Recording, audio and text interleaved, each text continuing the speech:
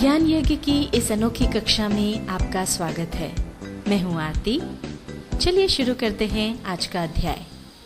Tally ERP 9 के इस अध्याय में हम सीखेंगे maintain bill wise details option का उपयोग करना और कस्टमर तथा सप्लायर की आउटस्टैंडिंग रिपोर्ट देखना। अब मान लीजिए कस्टमर A जो है 4 मई को ड्यू है, उसका एक 3200 रुपये का बिल, मान लीजिए वो 3200 रुपये का पेमेंट करता है। तो इसकी एंट्री के लिए हम वाउचर में हमको जाना होगा, तो हम यहाँ से बाहर आते हैं। ये अब हम वाउचर में आ गए हैं। अब चूंकि हमने 3200 रुपये रिसीव किए हैं, इसलिए रिसीट में इसकी रिसीट वाउचर में एंट्री होगी। F6 हम प्रेस करेंगे। 29 तारीख डेट हमारी ऑलरेडी है। अब क्रेडिट होगा कस्टमर ए हम चुन लेंगे और अमाउंट यहाँ पर डाल देंगे 3200 रुपये। अब यहाँ पर bill wise details for customer A में मेथड ऑफ एडजस्टमेंट आता है, जिसमें से हम न्यू रेफरेंस आपको बता चुके थे कि जब भी कोई नया बिल लेंगे तो न्यू रेफरेंस आएगा। अगर एडवांस में पेमेंट किया जा रहा है या लिया जा रहा है तो वो एडवांस में जाएगा। अगर किसी बिल के अगेंस्ट हम पेमेंट कर रहे हैं या पेमेंट रिसीव कर रहे हैं तो वो अगेंस्ट रेफरेंस जाएगा। और अगर हमको पता नहीं है कि किस बिल के अगेंस्ट पेमेंट लिया जा रहा है या दिया जा रहा है तो उसको हम ऑन अकाउंट में डाल देंगे। अब यहाँ पर तो हमारा 3200 रुपये का बिल है जिसके अगेंस्ट पेमेंट हो रहा है, तो हम अगेंस्ट रेफरेंस को चुन लेंगे।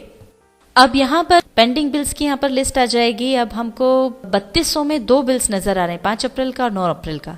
तो कौन से बिल के अगेंस्ट ये पेमेंट जाएगा ये अगर देखना है, उसकी ड्यू डेट अगर हमको देखनी है तो यहीं हम उसको सिलेक्ट करके एंटर प्रेस करेंगे तो उसकी ड्यू डेट हमको पता चल जाएगी। ये देखिए, ये 5 मई इसकी ड्यू डेट है।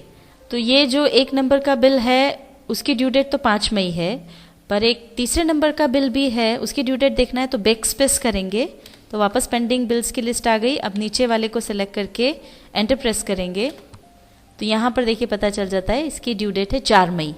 तो चूंकि इसकी ड्यू डेट 4 मई है तो पहले हम इसको ले लेंगे। और यहाँ पर देखिए ये ऊपर जो डेट आपको नजर आ रही है, ये यहाँ पर जिस दिन आप एंट्री कर रहे हैं उस दिन की डेट आपको यहाँ पर नजर आएगी। एंटर प्रेस करेंगे, ये यहाँ पर डेबिट कैश हो गया। नरेशन हम लिख देंगे कैश रिसीव्ड, एक्सेप्ट कर लेंगे।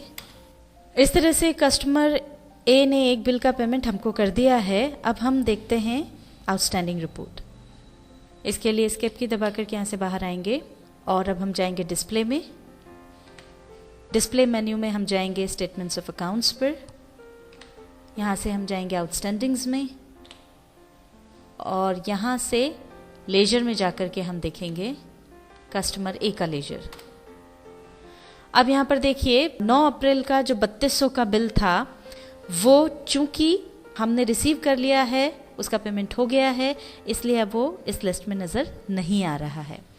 अब मान लीजिए कस्टमर ए ने 31 मई को हमें 5000 रुपये का पेमेंट और किया। अब यहाँ से हम बाहर निकल के वाउचर में जाके उसकी एंट्री करते हैं। ये रिसीट वाउचर में हम ऑलरेडी हैं, पहले हम डेट चेंज कर लेंगे। 31 मई हमने डाला और क्रेडिट हो जाएगा कस्टमर ए, अमाउंट डाल दिया 5000 रुपीज़। अब यहाँ पर मेथड ऑफ एडजस्टमेंट में फिर अगेंस्ट रेफरेंस हम चुनेंगे। अब कौन सा बिल हम ले रहे हैं, तो ये पहला वाला 3200 रुपये का, ये 5 मई उसकी ड्यू डेट थी, ये हमने ले लिया। अब ये 3200 रुपये तो हमने इस बिल के अगेंस्ट ले लिए। अब इसमें 1800 रुपये और बच रहे हैं जो कि हम दूसरे बिल में एडजस्ट कर देंगे। एंटर प्रेस करेंगे और अब हम दूसरा ले लेंगे अगेंस्ट रेफरेंस, वापस हम चुनेंगे। अब ये हमारा एक बिल 4800 रुपये का एक पेमेंट बचता है, तो इसमें हम इसको एडजस्ट कर लेंगे। यहाँ पर कैश डेबिट हो गया, यहाँ पर हमने नरेशन लिख दिया कैश रिसीव्ड, एक्सेप्ट कर लेंगे। अब हम देखते हैं वापस से आउटस्टैंडिंग रिपोर्ट। डिस्प्ले में जाएंगे, यहाँ पर स्टेटमेंट्स ऑफ अकाउंट्स में जाएंगे, आउटस्टैंडिंग्स में जाएंगे और इसके बाद लेजर में जाएंगे। कस्टमर ए का लेजर हम खोलेंगे। अब देखिए यहाँ पर 3200 का एक और पेमेंट जो हमने रिसीव कर लिया है वो भी यहाँ से अब चला गया है। अब आउटस्टैंडिंग में केवल एक बचता है, 7 अप्रैल का एक बिल जो 4800 रुपये का था, जिसमें से कि 1800 रुपये पे किए जा चुके हैं, यानी हमने 1800 रुपये रिसीव कर लिए हैं। अब केवल पेंडिंग अमाउंट जो बचता है वो है 3000 रुपये का। अगर इसकी डिटेल हमको देखना है तो ये सिलेक्टेड है, इसमें एंटर प्रेस करेंगे तो ये देखिए यहाँ पर हमको इसकी डिटेल मिल जाती है कि 150 किलो शुगर हमने इनको बेची थी और 31 मई को हमने रिसीव किया है 1800 रुपये।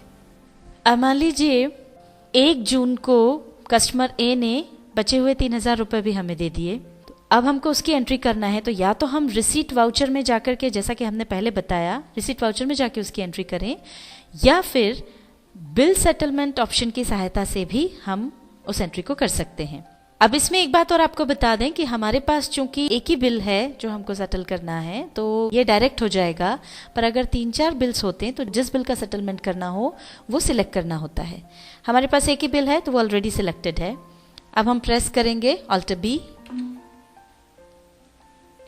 अब यहाँ पर हम वाउचर डेट 1 जून ये डाल देंगे। अकाउंट में चूंकि ये पेमेंट जो हमने रिसीव किया है वो कैश रिसीव किया है तो हम कैश अकाउंट चुन लेंगे। नरेशन हम यहाँ लिख देंगे कैश रिसीव्ड, एंटर प्रेस करेंगे, एक्सेप्ट कर लेंगे। अब ये देखिए सीधे हम वहाँ से रिसीट वाउचर में आ गए हैं। अब इसको हम एक्सेप्ट कर लेंगे, ये एंट्री हो गई। और अब देखिए यहाँ पर जब हम आउटस्टैंडिंग्स देख रहे हैं तो कस्टमर ए का अब कोई आउटस्टैंडिंग बिल यहाँ पर नहीं है, उसने सारा पेमेंट हमको कर दिया है। टैली ERP9 के इस अध्याय में हमने सीखा maintain bill wise details option का उपयोग करना और कस्टमर तथा सप्लायर की आउटस्टैंडिंग रिपोर्ट देखना।